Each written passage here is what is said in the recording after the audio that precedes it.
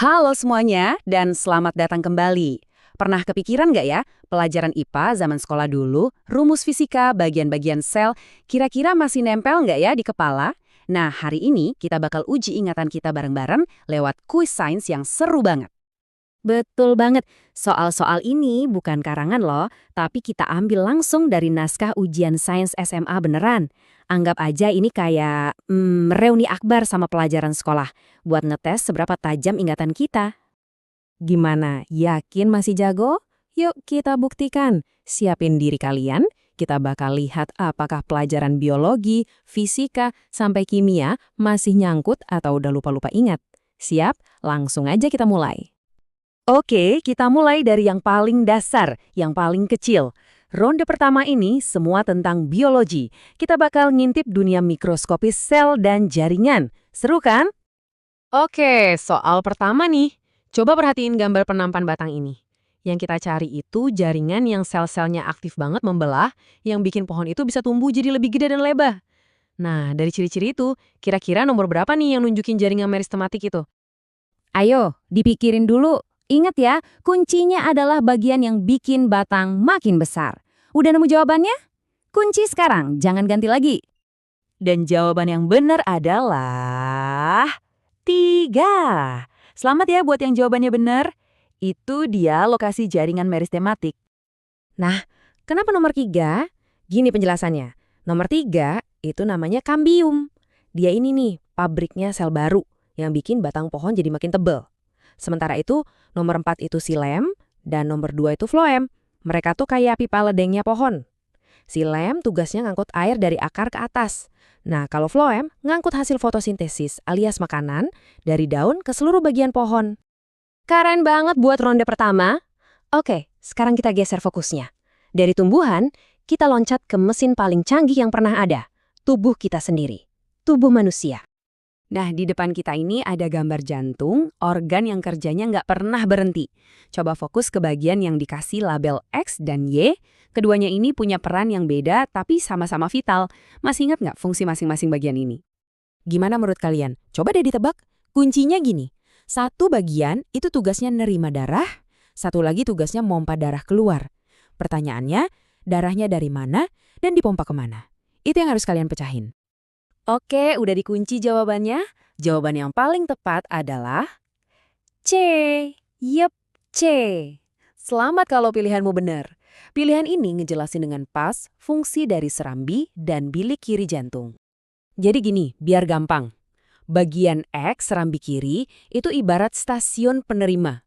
Tugasnya nerima darah yang udah bersih dan kaya oksigen langsung dari paru-paru. Nah, setelah itu, darahnya masuk ke bagian Y, si bilik kiri. Ini dia pompa utamanya. Ototnya tebel banget karena tugasnya super berat, memompa darah kaya oksigen itu ke seluruh penjuru tubuh. Keren kan? Dari sistem peredaran darah, kita pindah ke jaringan internet super cepat di dalam tubuh kita, sistem saraf. Nah, lihat gambar sel saraf atau neuron ini, bagian yang ditunjuk panah itu fungsinya kayak antena buat nangkap sinyal. Apa ya namanya? Jawabannya adalah B, dendrit. Betul banget, dendrit ini bentuknya kayak cabang-cabang pohon yang tugasnya mendengarkan atau menangkap sinyal dari sel saraf lain. Jadi bisa dibilang ini telinganya sel saraf. Mantap, biologi udah kita lewatin. Sekarang siap-siap kita pindah alam ke dunia fisika. Dunia yang ngatur semua gerakan, mulai dari apel yang jatuh dari pohon sampai planet yang ngelilingin matahari. Ini nih soal fisika yang legend banget, sering keluar di ujian. Ada dua balok, M1 dan M2, diikat jadi satu, terus ditarik pakai gaya 180 Newton. Pertanyaannya, dan di sini kalian harus hati-hati, berapa percepatan balok kali pertama saja? Oke, udah ngitung? Kalau jawaban kamu 20 meter per detik kuadrat, selamat kamu jenius. Artinya, kamu nggak kejebak sama pertanyaan yang kelihatannya spesifik ke satu balok aja. Nah, ini dia rahasianya. Karena kedua benda itu diikat tali dan ditarik bareng-bareng, mereka itu bergerak sebagai satu kesatuan, satu sistem. Jadi percepatannya pasti sama. Makanya untuk ngitungnya, kita harus jumlahin dulu masanya. 5 kilo tambah 4 kilo jadi 9 kilo. Baru deh kita masukin ke rumus andalan Newton. F sama dengan M dikali A. 180 sama dengan 9 dikali A. Jadi, A-nya adalah 180 dibagi 9, hasilnya 20. Selamat, kalian berhasil sampai ke ronde terakhir. Nah, di sini tantangannya beda. Bukan lagi soal hafalan rumus atau nama bagian, tapi soal kemampuan kalian membaca data dan mikir kayak seorang ilmuwan sejati. Coba perhatikan baik-baik data dari sebuah eksperimen ini. Tabel ini nunjukin hubungan antara kadar polutan yang diukur dalam satuan ppm dengan persentase kematian udang dalam waktu 24 jam. Nah, sekarang ini dia aturannya. Ada regulasi yang bilang, demi menjaga lingkungan, tingkat kematian udang itu nggak boleh lebih dari 20%. Ingat-ingat ya, angkanya 20%. Oke, dengan aturan 20% tadi, sekarang kita baca datanya. Coba lihat.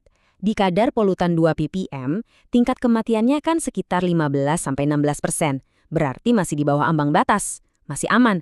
Tapi, begitu kadarnya naik ke 3 ppm, angkanya langsung loncat ke 24%. Udah lewat dari batas aman 20%. Jadi kesimpulannya apa? Kesimpulannya, kadar polutan maksimal yang masih boleh ada di air itu harus di bawah 3 ppm, yang artinya 2 ppm. Jadi, dari kita ngomongin sel tumbuhan, hukum gerak Newton, sampai analisis data lingkungan kayak gini, kuis ini nunjukin satu hal penting. Sains itu bukan cuma soal ngapalin fakta. Sains itu sebuah cara berpikir, sebuah alat yang super kuat buat memahami dunia di sekitar kita dengan logis dan sistematis. Jadi gimana skor kalian? Berapapun hasilnya, yang penting semoga kuis ini bisa mancing lagi rasa penasaran kalian ya. Nah, sebagai penutup, kami punya satu pertanyaan buat direnungkan. Coba pikirin deh masalah apa di kehidupan sehari-hari kalian yang mungkin bisa kalian pecahkan kalau kalian coba melihatnya pakai kacamata seorang ilmuwan. Oke, segitu dulu dari kami. Terima kasih banyak sudah main bareng.